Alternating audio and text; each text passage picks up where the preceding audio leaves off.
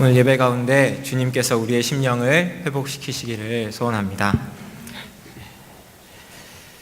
제가 긴장했나 봅니다. 그래서 죄송합니다.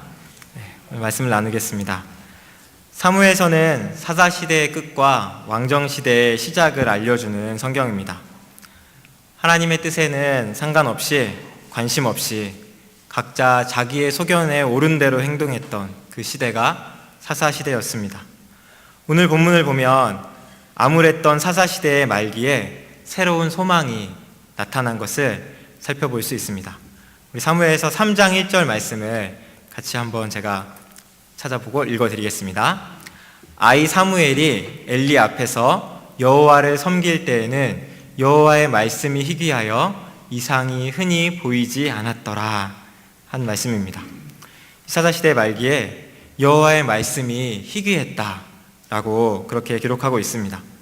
이때에 나타난 소망이 있는데 그때 무엇이겠습니까? 이 소망은 하나님의 말씀이 희귀했던 그때 하나님께서 다시 말씀하시기 시작하신 것입니다. 하나님께서 성막이 있던 실로에 다시 나타나셨고 말씀으로 사무엘에게 자신의 뜻을 알리시기 시작했습니다. 사무엘과 함께 하시며 사무엘이 한 말이 다 이루어지도록, 땅에 떨어지는 것이 없도록 하셨다 하고 말씀이 기록하고 있습니다. 진리가 없어 방황하는 이스라엘에게 하나님께서 모세와 같은, 그렇게 하나님을 대언하여 보고 하나님의 말씀을 대언하는 참된 선지자를, 참된 지도자를 세워주신 것입니다. 하나님께서 사무엘을 통해 이 말씀하시고 자신의 뜻을 알리시기 시작했습니다. 그래서 이스라엘의 최북단인 단에서부터 최남단 브엘세바에 이르기까지 온 이스라엘이 사무엘이 주님께서 세우신 선지자임을 알게 되었다는 것이 3장 후반부에 오늘 읽은 말씀입니다. 그리고 사무엘이 이 하나님의 말씀을 전하면 온 이스라엘이 귀를 기울여 그 말씀을 들었다고 그렇게 기록하고 있습니다. 사사시대의 오랜 방황과 불순종의 역사가 끝난 것 같습니다. 사무엘을 통해 하나님의 뜻을 알게 되었고 이제 하나님의 말씀을 들었으니 하나님의 뜻에 순종하는 삶, 하나님의 언약 백성답게 그렇게 살아가는 삶의 모습이 드디어 시작될 것 같은 그런 기대감이 오늘 읽은 본문 초반부에 나타나고 있는 것입니다. 하지만 이어지는 말씀은 전혀 이런 기대와는 상관없는 반전의 내용이 나타납니다. 사무엘을 통해 하나님의 말씀이 들려지기 시작했습니다. 온 이스라엘이 사무엘을 통해 하나님의 말씀을 들었습니다. 그런데 그 말씀을 들은 후에 이어지는 장면이 축복과 은혜의 모습이 아니라 전쟁이 시작되는 장면입니다. 하나님의 말씀에 순종하지 않아서 400여 년의 그 사사시대 기간 동안 전쟁이 끊이지 않았습니다. 계속된 심판이 있었고 그에 따라 잠시 회개하지만 이들이 돌이키지 않았기 때문에, 이들이 각자 자기 소견에 옳은 대로 행하였기 때문에 계속된 침략 속에 이스라엘 백성들은 괴로워했었습니다. 그런데 이제 하나님의 말씀이 희귀한 것이 아니라 하나님의 말씀이 들려지기 시작했는데 전쟁이 시작되고 있는 것입니다. 아마 사무엘 선지자의 말씀을 통하여서 이스라엘 백성들은 자신들의 불순종했던 역사의 모습들을 보게 되었을 것입니다. 마음으로 하나님을 섬기지 않았던 것들, 자신 뜻대로 했던 것들을 깨닫고 회개할 기회가 주어졌을 것입니다. 하지만 말씀에 비답해 회개의 반응으로 나아가지 않고 전쟁으로 나아가고 있는 것이 오늘 이스라엘이 처한 상황인 것입니다.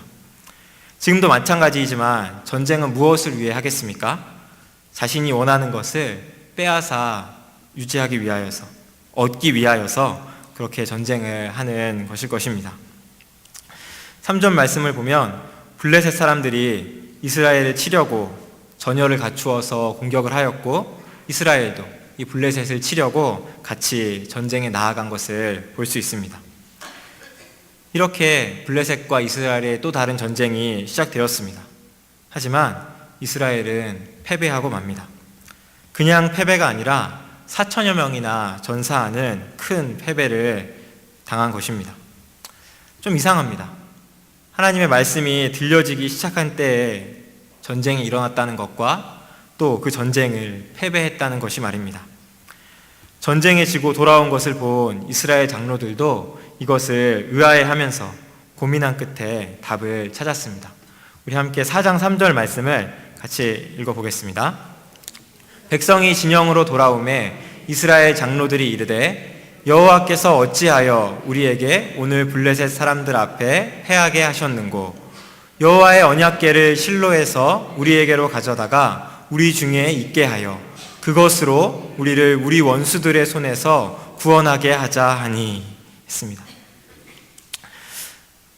이스라엘 장로들이 전쟁의 실패를 분석해 보니까 언약궤가 없어서 그리했던 것 같다 하는 생각을 하였습니다.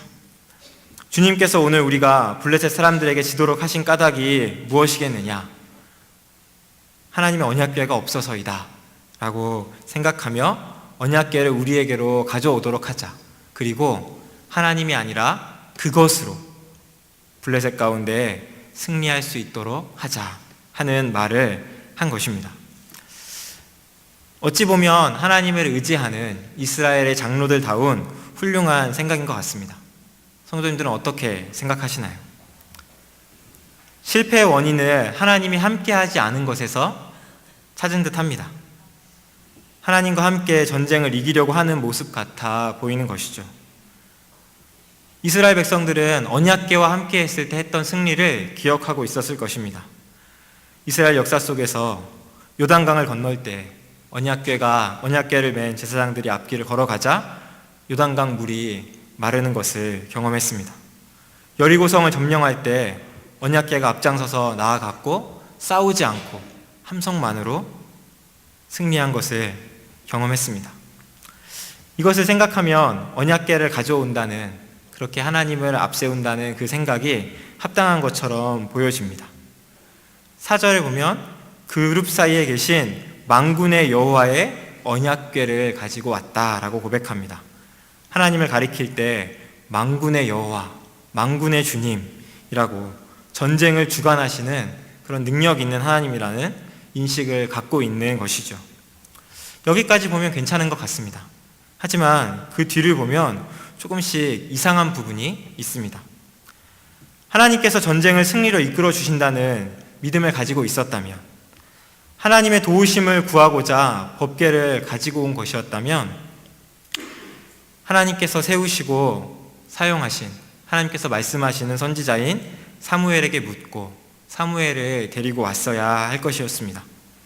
하지만 4절 후반부를 보면 엘리의 두 아들 홈리와 비느하스가 하나님의 언약궤를 가지고 왔다고 기록되어 있습니다. 오늘 읽어보진 않았지만 다들 잘 아시리라 생각합니다. 홈리와 비느하스는 하나님을 경외하지 않고 하나님을 가장 잘 섬겨야 하는 위치에서 오히려 하나님을 가장 가볍게 여기고 큰 죄악을 범했던 그런 사람들이었습니다. 하나님을 섬겨야 하는 그 자리의 위치를 사용해서 자신들의 이익을 챙기는 그런 사람들이었죠. 이에 대해서 하나님께서 반드시 이들을 심판하실 것을 2장, 3장에서 우리가 살펴볼 수 있습니다. 이것을 보면 이제 장로들이 한 것이 뭔가 잘한 것이 아니구나 하는 것을 생각해 볼 수 있습니다. 장로들의 고백처럼 하나님은 만군의 하나님이십니다. 모든 전쟁을 주관하시고 승리케 하실 수 있는 능력이 있는 분입니다. 실제로 이스라엘 백성들은 하나님을 통해 놀라운 승리를 경험했었습니다. 하지만 조건들이 있었음을 우리가 기억해야 할 것입니다. 승리가 있기 전의 모습을 보면 전쟁에 앞서서 하나님께서 이 전쟁을 기뻐하시는 것인지, 우리가 어떻게 전쟁에 참여해야 할 것인지를 하나님 앞에 묻고 도움을 구하는 기도의 시간들이 있었습니다. 혹 지금 있는 전쟁이 우리의 죄악으로 말미암아 하나님께서 심판하시는 것이라면, 하나님, 우리가 잘못했습니다. 우리가 회개하오니 진노를 거두어 주시고 우리를 구원하여 주옵소서 하는 회개와 그런 하나님께 대한 간구들이 항상 같이 따라 있었던 것을 우리가 말씀의 수많은 곳에서 찾아볼 수 있습니다. 하지만 오늘 본문에는 그런 모습이 전혀 나타나 있지 않습니다. 전쟁의 상황이 닥쳤지만 예전처럼 하나님의 말씀이 희귀할 때가 아니라 하나님께서 사무엘이라는 선지자를 세우셨고 사무엘을 통하여서 자신의 뜻을 다시 말씀해 주시기 시작하셨는데도 불구하고 이스라엘의 장로들은 이스라엘 사람 어느 누구도 사무엘에게 나가가서 하나님의 뜻이 무엇인지 묻지 않습니다. 왜 블레셋이 쳐들어온 것인지, 우리가 이 블레셋 앞에 어떻게 반응해야 할 것인지 아무도 묻지 않습니다. 그저 자신들의 힘을 의지하여서 자신들의 힘으로 나가서 싸웠습니다. 결과는 오늘 우리가 보았던 것처럼 4천여 명이 사망하게 되는 패배를 맞이한 것이죠. 그때라도 정신을 차리고 하나님께 나아가 묻고 사무엘 앞에 나아가서 하나님의 말씀을 들었어야 할 것입니다. 하지만 이스라엘 장로들은 여전히 자신들의 힘으로 해결하려 한 것입니다. 자신들끼리 논의하여서 하나님의 임재를 상징하는 법궤를 가지고 싸움에 나간다면 이길 수 있을 것이다 라고 하는 생각을 꾀를 낸 것이죠. 조금 더 신앙적이고 종교적인 방법인 줄 모르겠습니다. 하지만 하나님을 의지하고 도움을 요청하는 것이 아니라 이 장로들의 마음에는 하나님을 이용해서 승리를 얻어내고자 한 그 속셈이 있었던 것입니다. 하나님의 말씀을 듣고 말씀대로 순종하여 살고자 한 것이 아니라 자신들의 뜻대로 하나님을 이용하고 하나님을 움직일 수 있다고 생각한 잘못을 범한 것입니다. 만군의 하나님입니다 라고 고백하지만 실상 마음속의 생각은 내 뜻대로 나를 도와 움직일 그저 램프의 요정 같은 그런 정도로 생각하고 있는 것입니다. 거룩하신 하나님의 임재를 상징하는 법궤가 무슨 마치 우리를 지켜줄, 승리케 할 부적과 같은 것으로 여기면서 전쟁에 나아가고자 하는 것입니다. 내가 법궤를 가지고 있으니 혹시 또 패배하겠어? 무슨 일이 생긴다면 그건 이제 우리 잘못이 아니라 하나님 때문이야 라고 그렇게 하나님께 책임을 돌릴 생각들을 하고 있었는지 모르겠습니다. 아무튼 장로들의 생각은 이 하나님의 임재를 상징하는 법궤라는 것을 이용해서 하나님의 능력을 끌어내보고자, 이용해보고자 하는 악한 생각이었던 것입니다. 그것을 보여주는 상징이 사무엘이 아니라 홈리와 비느하스가 자신들의 뜻대로 마음대로 했던 이들이 나타난 것입니다.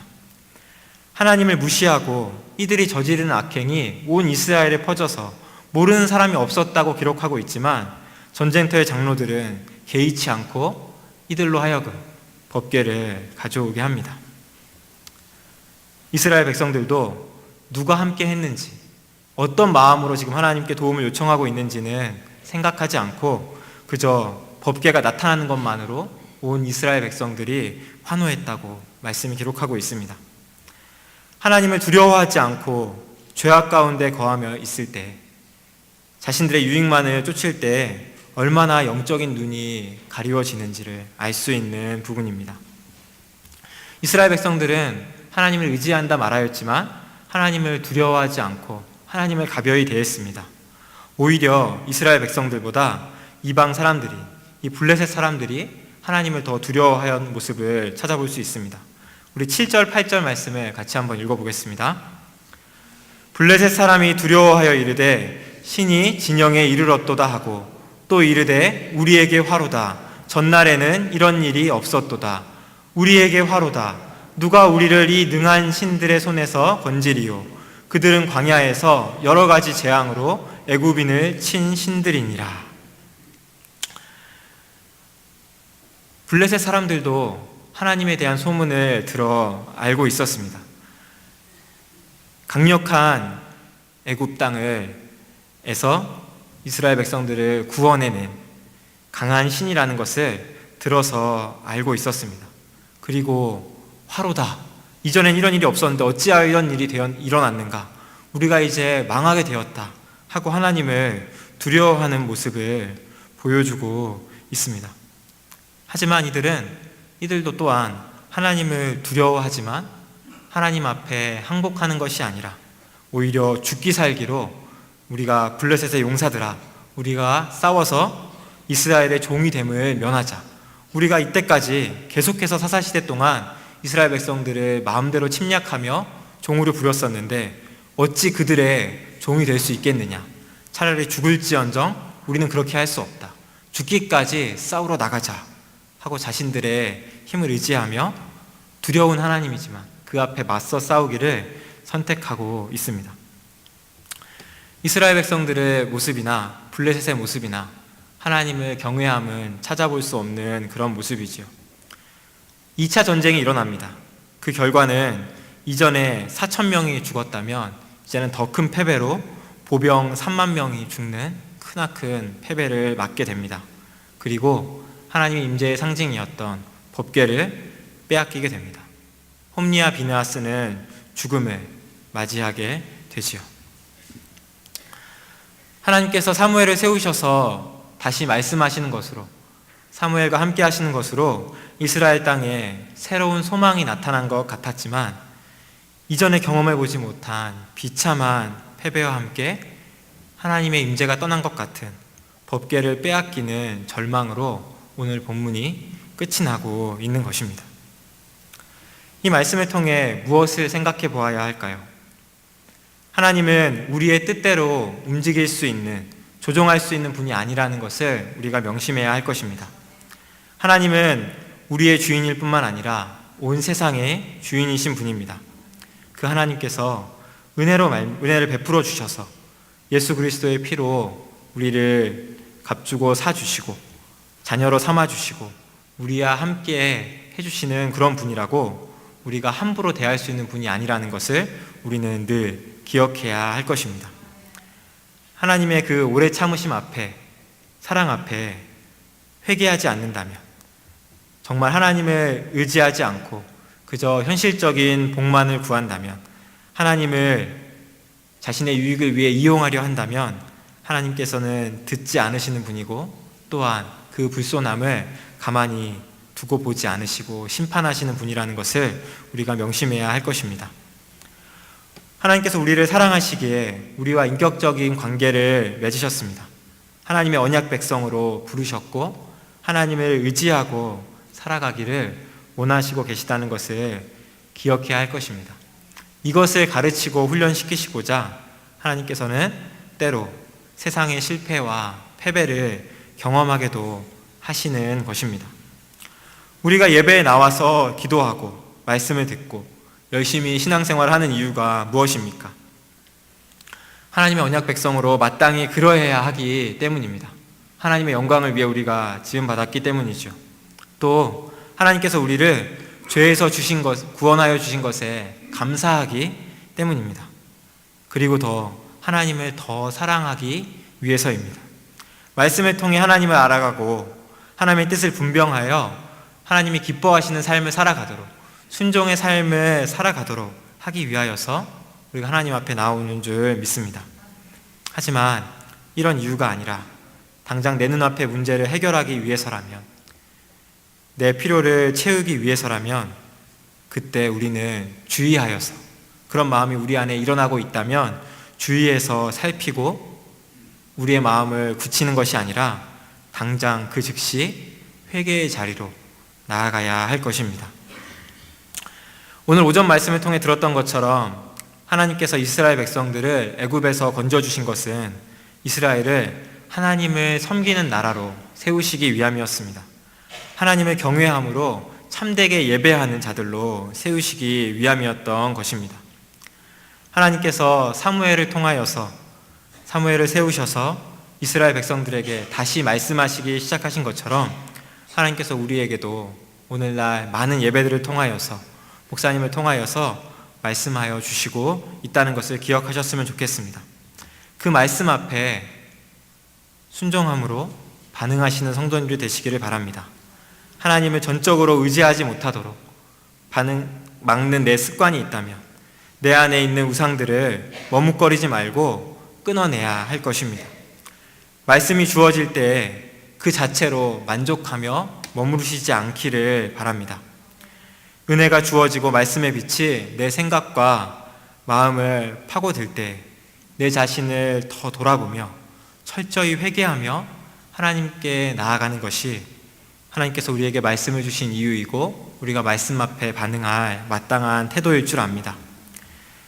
작은 것이라고 하나님의 말씀을 함부로 대한다면, 하나님을 함부로 대한다면, 듣는 말씀 따로 내 삶과 행동의 모습은 따로따로 분리되어 살아간다면 하나님을 의지하는 척 하였지만 정말 하나님을 의지하기보다는 하나님을 이용하여 하여서 오늘 전쟁에서 2번 크게 실패한 이스라엘 백성들처럼 우리도 실패할지 모릅니다. 무너지고 절망 가운데 빠지게 될지도 모릅니다. 내 마음을 채우는 것이, 내 마음의 중심이 내게 필요한 현실적인 필요가 아니라 하나님이 되시기를 바랍니다. 하나님 한 분으로 내 심령이 채워지고 그 하나님을 전적으로 의지하는 우리가 되기를 소원합니다. 우리의 현실적인 문제들과 평안이 필요 없는 하찮은 것이라는 말씀을 드리는 것이 아닙니다. 죄로 인해 훼손된 우리의 존재는, 죄로 인해 망가진 이 세상과 우리의 존재는 하나님 외에는 그 어떤 것으로도 채울 수 없는 존재가 우리 죄인들이기 때문인 것입니다. 오늘날 여러분은 어느 사람에 가까운지 돌아보시면 좋겠습니다. 하나님을 가벼이 생각하며 법궤를 이용하려 했던 이스라엘 백성들의 모습이 혹시 있으신지요? 아니면 하나님의 능력을 알고 하나님을 두려워했지만 하나님 앞에 회개하기보다 끝까지 죽기 살기로 하나님과 싸우고자 했던, 그래서 내 뜻을 관철하고자 했던 블레셋과 같은 모습이신지요? 아니면 정말 하나님을 참되게 예배하는 자로서 하나님의 말씀을 듣고 하나님의 말씀을 증언하는, 하나님의 말씀을 이스라엘 백성 가운데 드러내는 삶을 살았던 사무엘과 같은 모습이 여러분의 모습이신지요? 이 가운데 당연히 사무엘과 같은 모습으로 우리가 자라가기를 소원합니다. 많은 기도의 제목들이 있고 해결해야 될 일들이 있지만 우리의 마음의 중심을 돌아보며 우리 마음 가운데 하나님의 말씀이 거하게 하여 주옵소서 구하는 기도를 드리는 우리가 되기를 소원합니다.